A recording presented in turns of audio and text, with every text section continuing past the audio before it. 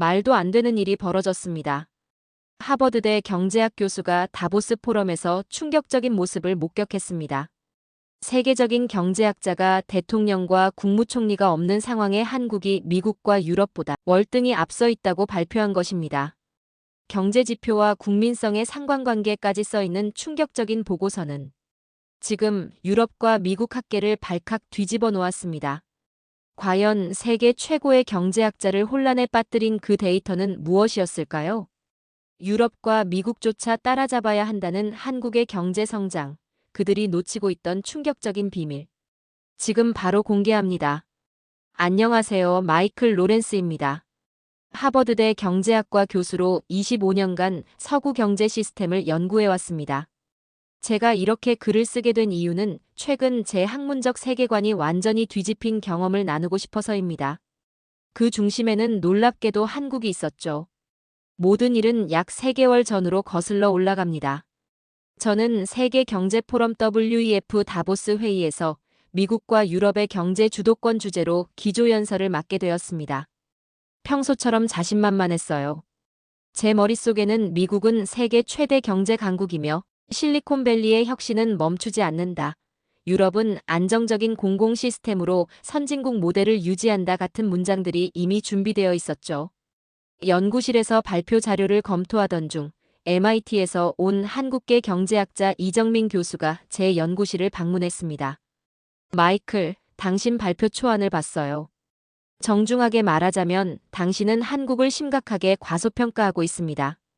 이정민의 말에 저는 피식 웃었어요. 한국? 물론 삼성이나 현대 같은 기업들은 대단하지. 하지만 경제적으로 미국이나 유럽을 따라오긴 어렵지 않을까? 제 대답에 이정민은 태블릿을 꺼냈습니다. 그럼 데이터를 직접 보시죠. 이정민이 보여준 첫 번째 그래프는 GDP 성장률이었습니다. 지난 30년 동안 한국의 1인당 GDP는 5배나 증가했어요. 같은 기간 미국과 유럽 주요국은 1.7배 성장에 그쳤습니다. 그래프를 보는 순간 제 눈이 커졌어요. 거짓말처럼 보이는 수치였거든요. 이게 맞아? 제가 의심스러운 눈으로 물었고 이정민은 자신감 있게 고개를 끄덕였습니다. OECD 공식 데이터예요. 부정할 수 없는 사실이죠. 이정민은 계속해서 충격적인 데이터를 보여주었습니다. 반도체 시장에서 한국은 34%의 점유율로 세계 1위입니다. 글로벌 금융 허브 경쟁력에서도 서울이 8위를 앞섰어요. 오지 인프라. 한국은 세계에서 가장 빠른 모바일 인터넷을 가지고 있죠. 제 머릿속이 복잡해졌습니다. 평생 미국과 유럽이 세계 경제의 중심이라고 가르쳐왔는데 이런 데이터를 어떻게 받아들여야 할지 갈피를 잡을 수 없었어요. 이정민, 내일 함께 점심 먹으면서 더 이야기해봐요. 의료 시스템과 삶의 질 비교 데이터도 가져와 주시겠어요? 이정민이 연구실을 나간 후 저는 한동안 창밖을 바라보았습니다. 25년간 쌓아온 제 학문적 신념이 하루 만에 흔들리는 느낌이었죠. 그날 밤 다보스 발표 초안을 다시 들여다보며 처음으로 의문을 품었습니다. 미국과 유럽은 정말 여전히 세계 경제를 주도하고 있는가? 다음 날 점심, 저는 이정민 교수와 캠퍼스 근처 카페에서 만났습니다. 눈이 쌓인 창가 자리에 앉아 커피를 마시며 이야기를 이어갔죠. 제 마음은 여전히 혼란스러웠지만 학자로서 진실을 알고 싶었습니다. 어제 보여주신 GDP 데이터가 계속 마음에 걸려요. 좀 더 자세히 설명해 주시겠어요? 제가 물었습니다. 이정민은 노트북을 펼치며 더 상세한 경제 지표들을 보여주었습니다. 2000년부터 2023년까지 한국의 경제 성장을 보세요. 글로벌 금융위기, 코로나 팬데믹에도 불구하고 회복력이 놀랍습니다. 특히 첨단 기술 분야에서의 성장이 두드러져요. 화면에는 각국의 산업별 경쟁력 지수가 나타났습니다. 반도체, 디스플레이, 스마트폰, 배터리 분야에서 한국 기업들이 차지하는 시장 점유율이 압도적이었어요. 삼성전자 하나만 봐도 글로벌 반도체 시장의 15%를 차지합니다. 유럽 전체 반도체 산업보다 크죠. 저는 고개를 천천히 끄덕였습니다. 하지만 단순히 몇 개 대기업의 성공이 국가 경제 전체의 성공을 의미하진 않잖아요. 이정민은 다음 슬라이드로 넘겼습니다. 물론이죠. 그래서 중소기업 혁신 지수도 준비했습니다. 한국은 OECD 국가 중 스타트업 성장률 3위입니다. 벤처 투자 증가율은 지난 5년간 연평균 20%로 미국의 15%, 유럽의 10%보다 높았죠. 데이터를 보며 저는 충격을 받았습니다. 제가 알던 세계 경제 지형도가 완전히 달라 보였어요. 그럼 한국의 약점은 뭐죠? 모든 나라에는 취약점이 있잖아요. 이정민이 미소를 지었습니다. 물론 있습니다. 저출산 문제가 심각하고 주택 가격 상승으로 젊은 세대의 부담이 큽니다. 하지만 흥미로운 점은 이런 문제들이 미국과 유럽에도 존재한다는 거예요. 차이점은 한국이 이 문제들을 해결하기 위해 더 적극적으로 정책을 시행하고 있다는 겁니다. 이정민은 마지막으로 세계 경제 전문가들의 예측 자료를 보여주었습니다. 향후 10년간 경제 성장률 전망을 보세요. 한국은 지칠 국가들보다 높은 성장률이 예상됩니다. 점심을 마치고 연구실로 돌아오는 길, 제 마음은 복잡했습니다. 25년간 쌓아온 서구 중심 경제관이 하루 만에 무너지는 것 같았으니까요. 연구실에 돌아와 다보스 발표 자료를 다시 펼쳤습니다. 기존 내용을 하나씩 지우며 새로운 현실을 반영하기 시작했습니다. 이제 세계 경제의 중심축이 서서히 동쪽으로 이동하고 있다. 제가 수정한 첫 문장이었습니다. 변화는 고통스럽지만 학자로서 진실을 외면할 수는 없었습니다. 한국의 경제적 성공은 부정할 수 없는 현실이었으니까요. 다음 날, 이정민 교수는 제가 가장 자신 있던 분야에 도전해왔습니다. 바로 의료 시스템이었죠. 저는 항상 유럽의 공공의료 시스템과 미국의 첨단 의료 기술을 경제 강국의 상징으로 가르쳐왔으니까요. 미국과 유럽의 의료 시스템이 세계 최고라고 생각하시나요? 이정민이 물었습니다. 저는 자신 있게 대답했습니다. 물론이죠. 유럽의 보편적 의료 보장 시스템은 사회 안전망의 표본이고 미국의 의료 기술은 세계 최고 수준입니다. 메이오 클리닉, 존스 홉킨스 같은 병원들이 세계 의료를 선도하고 있잖아요. 이정민은 태블릿을 제 앞에 놓으며 말했습니다. 그럼 이 데이터를 한번 보시죠. 화면에는 OECD 국가들의 응급실 대기 시간 비교 자료가 나왔습니다. 미국은 평균 6시간 이상, 영국은 4시간, 프랑스는 3시간이었죠. 그런데 한국은 단 30분이었습니다. 이게 말이 됩니까? 6시간과 30분이라니? 제가 의아해하자 이정민이 설명했습니다. 한국의 의료 시스템은 효율성에 중점을 두고 있습니다. 환자가 병원에 도착하면 즉시 분류되고 디지털 시스템으로 모든 과정이 연결되어 있죠.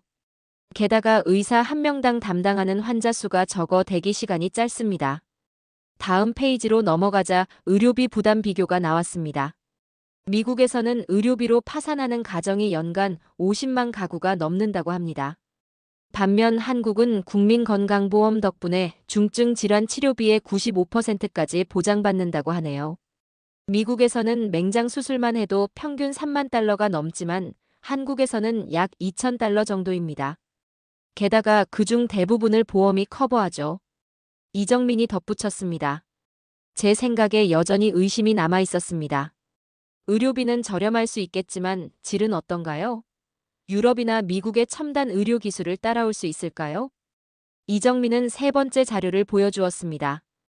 WHO의 의료기술 혁신 지수였어요. 놀랍게도 한국은 디지털 헬스케어 부문에서 세계 2위, 의료기기 혁신에서는 3위를 차지하고 있었습니다. 게다가 한국은 전 국민의 의료 데이터를 디지털화하여 AI 진단 시스템을 개발하고 있습니다. 암 조기 진단 정확도가 97%에 달해 의사보다 높은 수준이죠. 프랑스와 독일은 이제서야 이런 시스템을 도입하려고 준비 중입니다. 가장 놀라운 것은 기대 수명과 건강 수명 데이터였습니다. 한국의 기대 수명은 83.5세로 미국 78.8세보다 훨씬 높았습니다. 건강하게 사는 기간을 의미하는 건강 수명도 한국이 더 길었죠. 프랑스, 독일의 공공의료 시스템이 재정난으로 점점 무너지고 있는 동안 한국은 디지털 병원 시스템으로 효율성을 극대화했습니다. 미국은 여전히 종이 차트를 사용하는 병원이 많지만 한국은 10년 전부터 모든 의료 기록이 디지털화되었죠. 창 밖으로 보스턴의 눈이 계속 내리고 있었습니다. 마치 제 고정관념이 눈처럼 녹아내리는 것 같았어요. 게다가 한국은 환자 중심 의료에도 힘쓰고 있습니다. 주요 병원들은 해외 환자들을 위한 통역 서비스를 제공하고 스마트폰 앱으로 진료 예약부터 처방약 배달까지 한 번에 해결할 수 있죠. 이런 시스템은 코로나19 팬데믹 동안 큰 효과를 발휘했습니다. 이정민이 마지막 슬라이드를 보여주었습니다. 코로나19 대응 평가였어요. 한국은 초기부터 대규모 검사와 추적 시스템으로 효과적으로 대응했고 경제 봉쇄 없이도 피해를 최소화했다고 합니다. 미국과 유럽은 의료 시스템의 한계를 경험했지만 한국은 디지털 기술을 활용해 위기를 기회로 바꿨습니다. 그날 저녁, 저는 제 연구실에서 한국의 의료 시스템에 관한 논문들을 찾아 읽었습니다. 이정민이 말한 내용이 사실이었습니다. 한국은 짧은 시간 내에 세계적인 의료 시스템을 구축했고 일부 영역에서는 이미 미국과 유럽을 앞서고 있었습니다. 다보스 발표 초안의 의료 시스템 부분을 다시 수정하기 시작했습니다. 서구의 의료 모델이 한계에 도달한 반면 새로운 혁신 모델이 동아시아에서 등장하고 있다. 제 인생에서 처음으로 서구 중심적 사고가 아닌 객관적 시각으로 세계를 바라보게 된 순간이었습니다. 의료 시스템에 이어 이정민 교수는 제가 확신했던 또 다른 영역을 건드렸습니다. 바로 삶의 질이었죠. 저는 항상 미국과 유럽의 라이프 스타일이 세계 최고라고 자부해왔습니다. 마이클, 당신이 생각하는 삶의 질이란 무엇인가요? 이정민이 물었습니다. 저는 커피를 한 모금 마시며 대답했습니다. 워라밸, 여가 시간, 개인의 자유, 문화적 다양성. 이런 것들이 삶의 질을 결정하죠. 미국과 유럽은 이런 면에서 오랜 역사와 전통을 가지고 있어요. 한국에 대한 이미지는 어떤가요? 이정민이 다시 물었습니다. 솔직히 말해보았습니다. 글쎄요, 경쟁이 치열하고 노동시간이 긴 일 중심적인 사회라는 이미지가 강합니다. 학생들은 밤늦게까지 공부하고 직장인들은 야근이 일상인. 이정민은 고개를 끄덕이며 말했습니다. 과거엔 정확한 묘사였을 겁니다. 하지만 지금의 한국은 많이 달라졌어요. 그는 OECD의 더 나은 삶 지수 베터 라이프 인덱스 데이터를 보여주었습니다. 2010년과 2023년을 비교한 자료였죠. 한국의 점수는 거의 모든 영역에서 급격히 상승했습니다. 특히 주목할 부분은 근무 환경입니다. 한국은 주 52시간 근무제를 법적으로 도입한 데 이어 최근에는 주 4.5일제 실험을 여러 기업에서 진행 중입니다. 저는 의아했습니다. 주 4.5일제라고요? 미국에서도 아직 보편화되지 않은 제도인데요. 맞습니다. 삼성, 네이버, LG 같은 대기업부터 다양한 중소기업까지 금요일 오후를 자유시간으로 제공하고 있어요. 직원들의 창의성과 삶의 만족도를 높이는 데 효과적이라는 연구 결과가 나오고 있죠. 다음으로 이정민은 문화와 여가 시간 활용에 관한 데이터를 보여주었습니다. 한국인들의 여가 시간이 지난 10년간 20% 증가했다고 합니다. 한국의 문화산업이 전 세계적으로 인기를 얻으면서 국내에서도 문화생활의 질이 높아졌습니다. 서울은 뉴욕, 런던과 어깨를 나란히 하는 문화도시로 성장했죠. OECD 조사에 따르면 한국의 삶의 만족도는 지난 10년간 꾸준히 상승했습니다. 반면 미국과 여러 유럽 국가들은 정체되거나 오히려 하락하는 추세였어요. 가장 흥미로운 부분은 젊은 세대의 가치관 변화입니다. 과거 한국은 성공을 위해 모든 것을 희생하는 문화였지만 지금의 2030세대는 개인의 행복과 균형 잡힌 삶을 중시합니다. 이정민은 다양한 사회 지표를 더 보여주었습니다. 범죄율은 미국의 15 수준, 대중교통 만족도는 유럽 평균보다 높았죠. 디지털 라이프 부문에서는 전자정부 서비스, 초고속 인터넷 보급률이 세계 최고 수준이었습니다. 시민들이 관공서에 직접 방문하지 않고도 모든 행정 업무를 처리할 수 있어요. 세금 신고부터 결혼 신고까지 모바일로 가능하죠. 이런 편리함이 삶의 질을 크게 향상시켰습니다. 점점 더 당혹스러워졌습니다. 제가 알던 한국의 이미지와 너무 달랐거든요. 그럼 한국의 단점은 없나요? 모든 나라에는 해결해야 할 문제가 있잖아요. 이정민은 솔직하게 대답했습니다. 물론 있죠. 주택가격 상승으로 젊은이들의 주거 문제가 심각하고 저출산은 국가적 위기 수준입니다. 또한 노인 빈곤율이 OECD 국가 중 가장 높은 편이죠. 하지만 흥미로운 점은 이런 문제들을 해결하기 위한 혁신적인 시도들이 활발하다는 겁니다. 주택 문제는 스마트시티 개발로, 노인 빈곤은 디지털 일자리 창출로 해결하려는 노력이 진행 중이에요. 대화를 마치고 숙소로 돌아오는 길에 생각이 많아졌습니다.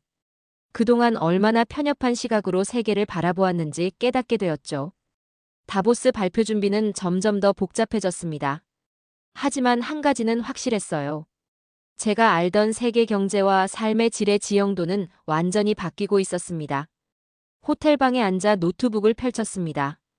전통적인 서구 중심의 삶의 질 평가는 재고되어야 한다. 동아시아, 특히 한국은 새로운 삶의 모델을 제시하고 있다. 진실을 마주하는 것은 어렵지만 학자로서 저는 데이터가 이끄는 방향을 따라야 했습니다. 다음 날, 이정민 교수는 하버드 공대의 기술혁신연구소로 저를 안내했습니다. 그곳에서 한국의 기술력에 관한 세미나가 열린다고 했어요. 저는 사실 이 부분에 대해선 이미 어느 정도 인정하고 있었습니다. 삼성, 현대, LG 같은 기업들이 세계적인 경쟁력을 갖추고 있다는 건 알고 있었으니까요. 세미나장에 들어서자 세계 각국의 공학자들이 모여 있었습니다. 이정민이 간단히 저를 소개했고 우리는 뒷자리에 앉았습니다.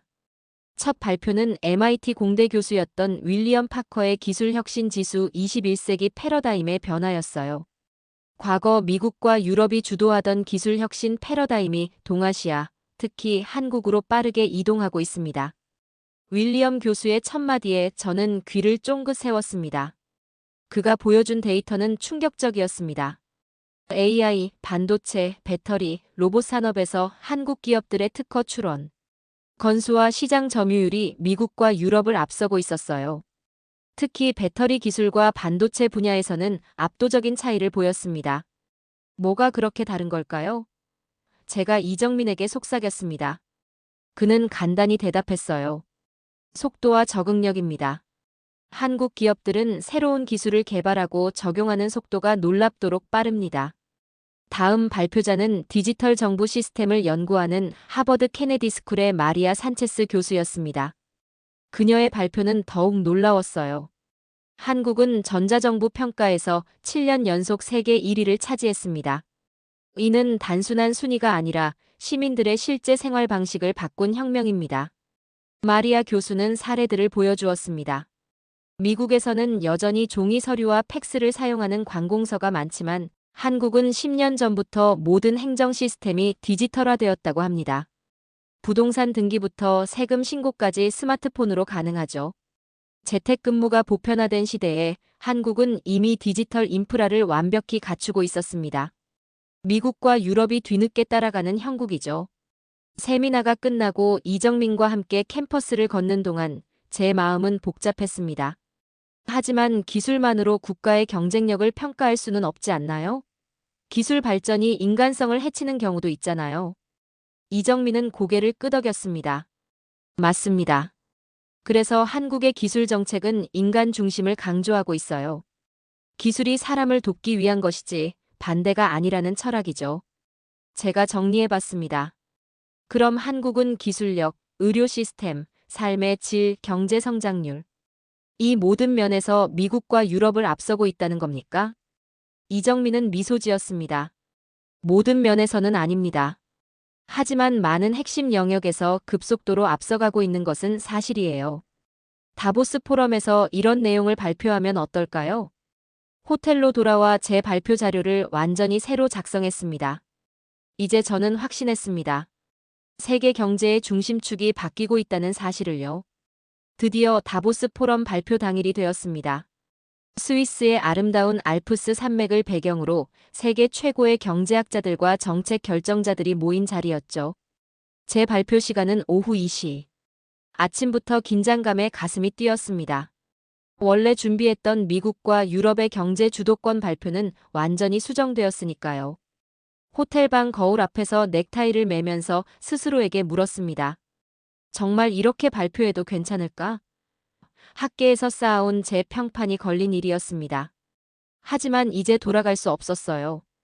데이터는 명확했고 학자로서 진실을 말해야 했습니다. 컨퍼런스 센터에 도착하자 많은 지인들이 반갑게 인사했습니다.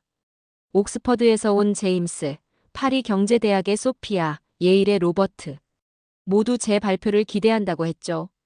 마이클, 오늘도 미국의 위대함을 증명해 줄 거지?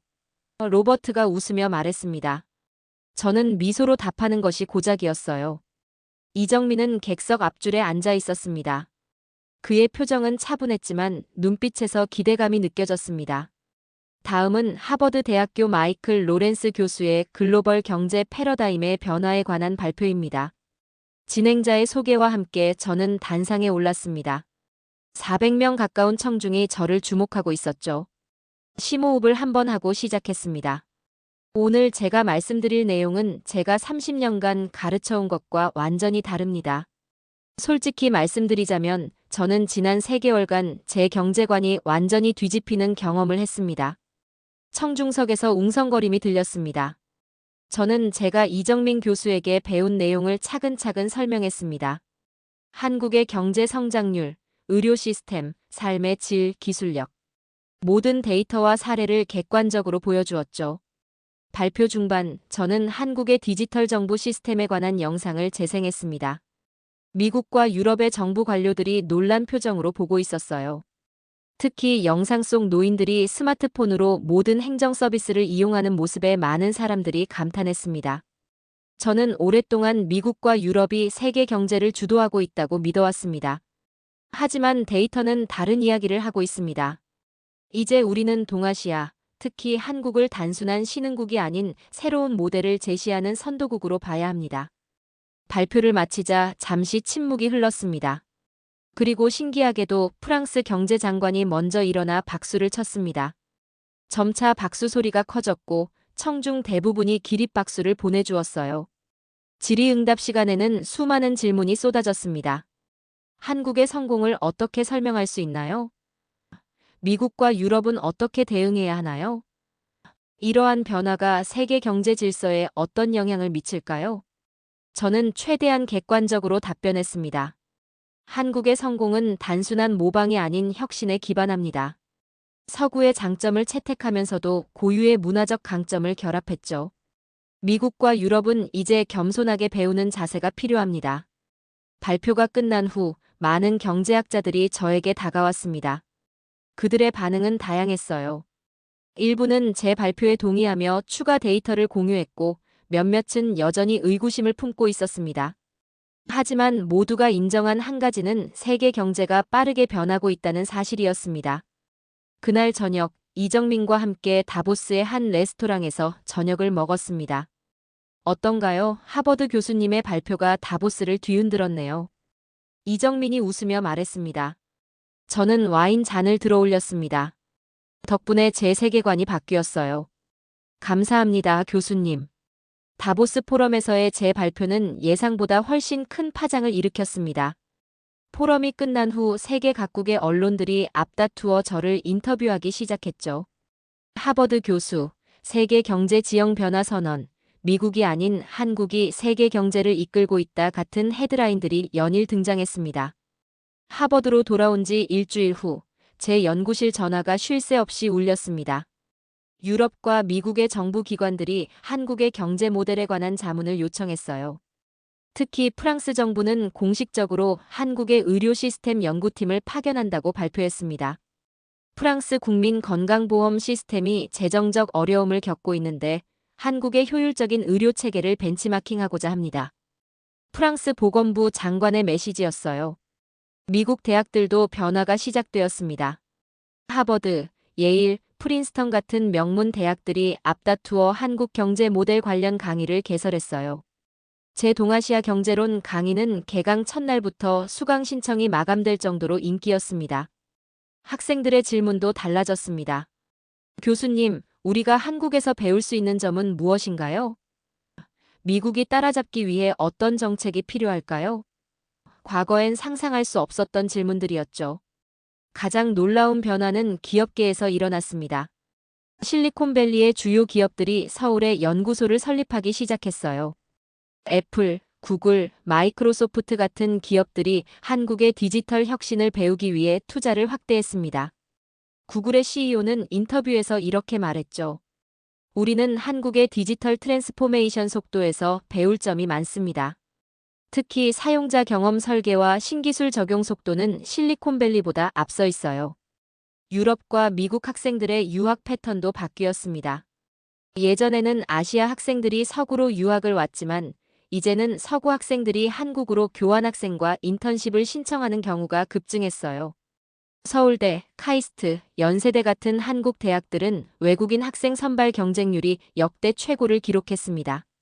한 달 뒤 이정민 교수가 주최하는 한국 경제 모델의 글로벌 영향력 세미나에 참석했습니다. 그곳에서 만난 유럽 학자들의 태도가 달라져 있었어요.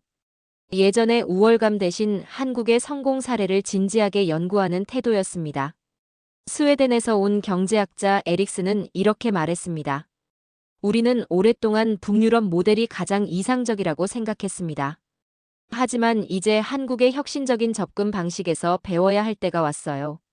세미나 후 이정민과 차를 마시면서 제가 물었습니다. 정말 세계가 한국을 배우기 시작한 걸까요?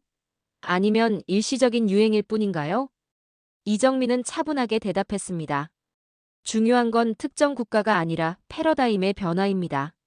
서구 중심 세계관에서 다양한 성공 모델을 인정하는 방향으로 변화하고 있어요. 한국은 그 변화의 한 축일 뿐이죠.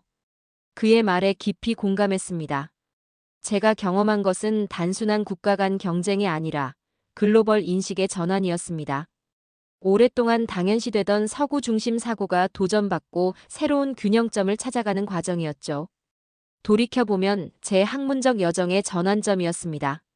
한국이라는 나라를 통해 저는 더 넓은 세계를 보게 되었고 더 객관적인 학자가 되었습니다.